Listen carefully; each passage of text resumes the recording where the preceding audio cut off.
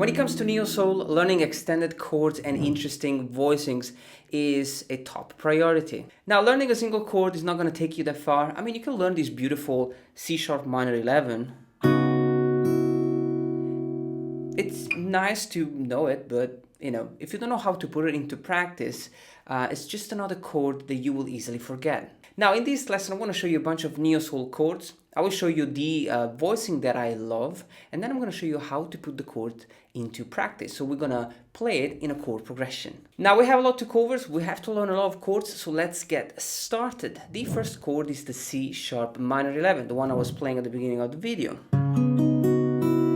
Now, this chord is beautiful and is played with the root note on the low E string, fret number 9, the minor 7 on the fret number 9 on the D string, so I don't have the A string, G string fret number 8 with the major 9, and the B string fret number 7 with the 11th. I can also play the top B string open, which is going to be the minor third of this chord.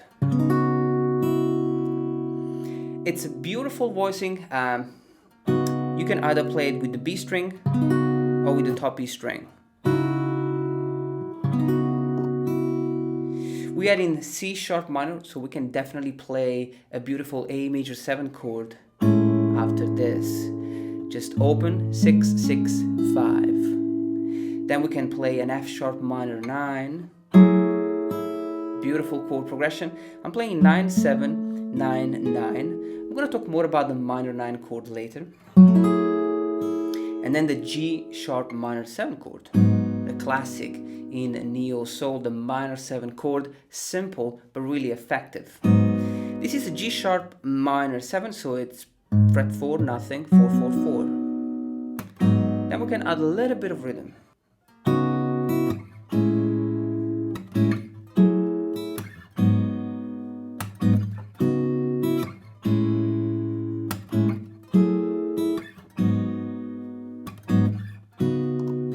As you can see, guys, I'm not playing anything crazy rhythmically, but also melodically. I'm just really keeping the chords super simple. And you can still appreciate, the beauty of these chords. So just keep it simple, and then, as you become better, you can add more rhythm, more melody, and more embellishments to these chords. But really just start step by step and enjoy this very first voicing.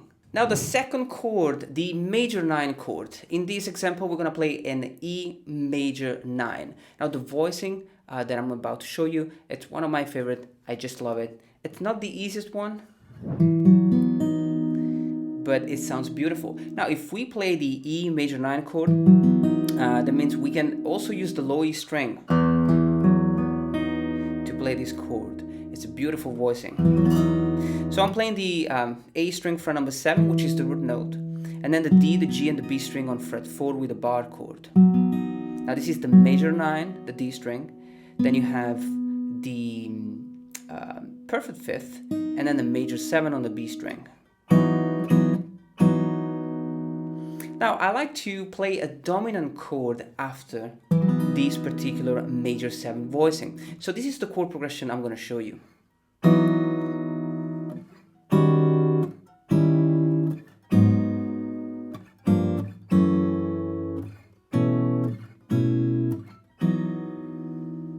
Beautiful sounding chord. So the second one is a D sharp dominant chord. So it's played on fret 6, 5, and 6. But also the B string fret number 7 with the sharp 9, and then on fret 5 with this bar chord like this. We play sharp 9 and then flat 9. And then the G sharp minor 7, just 4, nothing, 4, 4, 4. And then I'm going chromatically down on fret 3 with the G sharp, with the G minor 7, and the F sharp minor 7. So beautiful chord progression. And then I have a dominant chord, which is this one and this one. Now this is a B dominant chord, but we're gonna call it a B11 chord. It's played with the root note, the 11th, the minor 7, and the major 9. So it's definitely a dominant chord, but it's played with these two extensions, so we're gonna call it a B11. And then the B11 played like this. So we're playing 7, nothing, 7, 6, and 5. Now notice that this shape is the same as the C sharp minor 11 chord. So you can use this shape and call it in different ways depending on which degree of the scale you are playing it. In this case, this is a dominant chord. It's the 5 of E major 9. So obviously it's a dominant chord. So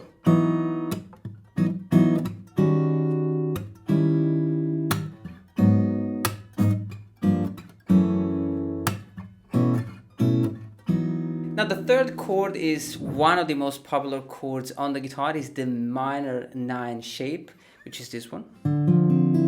Now we're gonna do it with the D minor 9. So I'm playing the fret 5 with the root note, the fret 3 with the minor 3rd, the fret 5 again with the minor 7, and the fret 5 again on the B string with the major 9.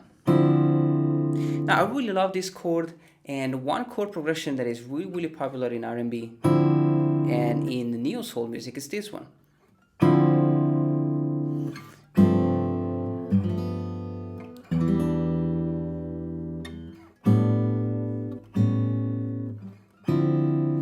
So I'm playing the D minor 9, then I'm playing this beautiful G dominant 11 chord, which is 3 nothing, 3, 2, and 1. And then I'm gonna get rid of the index finger and just play the B string open. So I'm gonna change this 4th into the major 3rd. And then I'll do the E minor 7. So the low E string, D string fret 2, G string open, and the B string fret number 3. And then the same dominant chord on the A this time. So 5, nothing, 5, 4, and 3. And then on the B string, I'll go down to the fret number 2 and back to the D minor.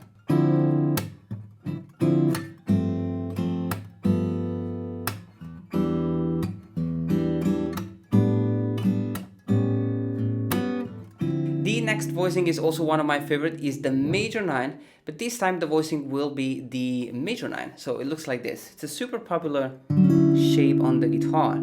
So this is a D major 9, and it's played like this with the root note on fret 5, the major 3rd on fret 4, the major 7 on the fret number 6, and the B string fret number 5 with the major 9. It's a beautiful sounding chord. Now we are in D major 7. So the second chord I'm going to play here is this one, the B minor 11. So it's just 7, nothing, 7, 6, and 5. And then after this, I'm going to play the B minor 7. Classic, beautiful, in a neo soul chord. Just 2, 4, 2, and 3.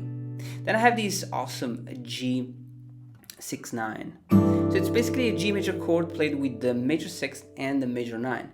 So the root note is on the low E string fret number 3, and then I have the D string fret 2 with the major 6, and the G string fret number 2 with the major 9. I use this bar chord like this, and then the B string fret number 3, which is the perfect 5th.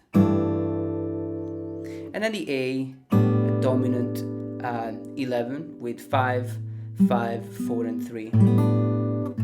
And then back to fret number 2. So I have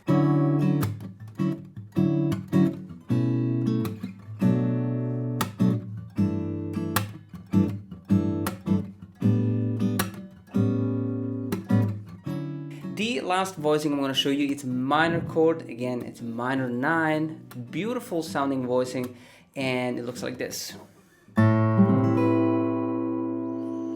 So I have the root note on the A string open, then the D, the G, and the B string fret number 5 with the bar chord, and the top E string fret number 7.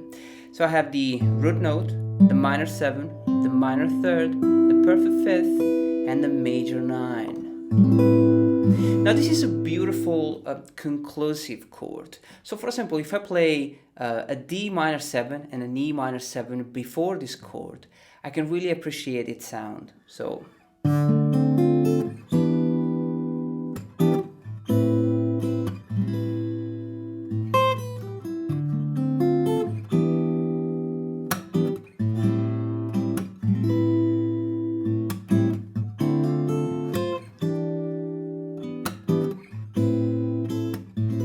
Again, guys, we are not trying to play as many notes as possible or to play the most, interesting rhythmic pattern.